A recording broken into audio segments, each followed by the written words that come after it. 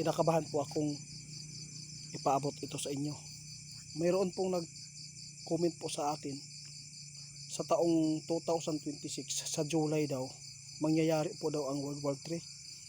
Hindi po daw unahin ng China ang Taiwan, kundi ang Pilipinas po ang unahin. Kaya pagsamantalan po daw nila ito kapag mangyari po ang Iran at ang Amerika, pagsamantalahan po daw ng China. Ito po ngayon ang hula ni Indy Perez sa taong 2026 daw ay mangyayari po ang World War III. Kaya nakakakilabot. Kung totoo man po ito mga idol, kailangan talaga natin na maging alerto. Huwag tayong magkampante dahil po sinabi na po ng ating kaibigan noon na maghanda. Itatanong po natin kay kaibigan mga idol kung talagang mangyari ba ang hinulaan ni Indy Perez, yung World War III ngayong taon na to. July daw, July 13. Kaya nakakakilabot po ito mga idol. Sana ay hindi kayo magalit mga idol kasi may nag-comment po. Gusto ko din pong ipaabot sa inyo. Itatanong natin kay kaibigan ninyo. Kumusta po? Gusto kong malaman ba tungkol po ito sa ipinapaabot ni Indy Perez na sa taong ito mag-umpisa daw ang World War III. May nag-comment po doon sa video natin. Guys, ito ang sabi ng ating kaibigan. Huwag talaga tayo daw magkampante. Hindi po natin alam po na itong digmaan na to ay pwedeng magiging World War III, sabi ng ating kaibigan. Dahil po ipinapaabot ng ating kaibigan kung mag-umpisa po talaga ang Iran at ang USA. Sinabi po ng presidente sa Iran na maraming mga bansa ang maaapektuhan, kaya mag-ingat pa rin tayo.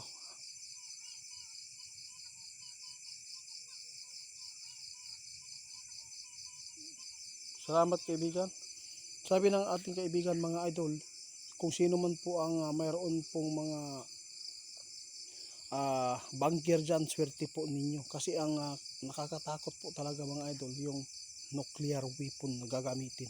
Kapag mangyari yan, maraming mamamatay at posibleng malumpo, ma-paralyze. At kapag mayroon pong bansa mga idol na magpaputok ng ganyan, yun po ang ibig sabihin na magkakaroon na, umpisahan na ang World War III. Pero yung ipinapaabot ni Indy Perez sa taong July, hindi po ito mangyayari. Wala pong nakita sa kaibigan na ito po ang World War III. Kapag mayroon pong bansa na yung nuclear na ipapuputok nila, yun po ang delikado. Bawal, totoo yan. Bawal po talaga mga idol na gumamit po ng ganyan. Bawal. Kapag gagamitin po ng mga bansang yan, sigurado World War III ang mangyayari. Kaya sa maaga pa nating paghahanda, mas maganda maging alisto tayo mga idol. Kasi si kaibigan mismo mga idol, ipinapaabot po niya lagi na tayo ay maingatan at hindi mapapahamak. Wala po kaming mga problema mga idol kung ayaw po ninyong paniwalaan ito. Basta sinabi ng ating kaibigan ngayon, wala siyang nakita ang World War III ngayong July. Ma'am, wala. Yung nag-comment sa atin, wala po. Ang nakita ng ating kaibigan dito, kung mayroon pong magpapaputok, kung mayroon pong bansa gumamit ng ganyan na paputok, sigurado ma'am, World War III po. Oo. Pero kung hindi yan nila gagamitin, walang problema. Kung sakali man na magdigmaan ang Iran at ang Amerika, tama po si Indy Perez, posible na maraming mga bansa ang mga madadamay. Totoo po talaga yan. Kasi kalaban po ng China ang ating bansa. Ito po ang pinakakalaban din po nila, na nais po nilang angkinin po ang ating teritoryo. Alam po ninyo mga idol, sa totoo lang, ang nakaswerte lang dito, ang Davao ay safety po sa digmaan. Ito po ang nakita ng ating kaibigan, safety. talagang rumispito po talaga ang presidente sa China ngayon dito sa Davao. Yun po, dahil kay Duterte.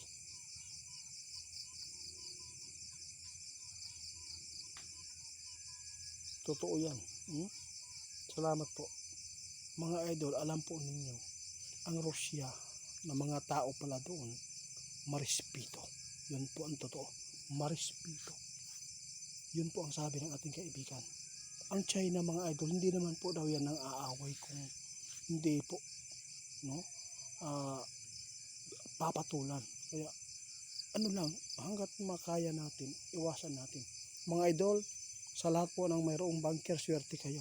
Sa lahat po na naghahanda ng mga pagkain, ano pa bang mga paghahanda nyo dyan, maraming salamat po sa inyong pagtitiwala sa amin. Guys, paki-report po kay Ghost Hunter 88 Fans. Maraming salamat po, hanggang dito na lang muna kaibigan. Salamat ninyo ha.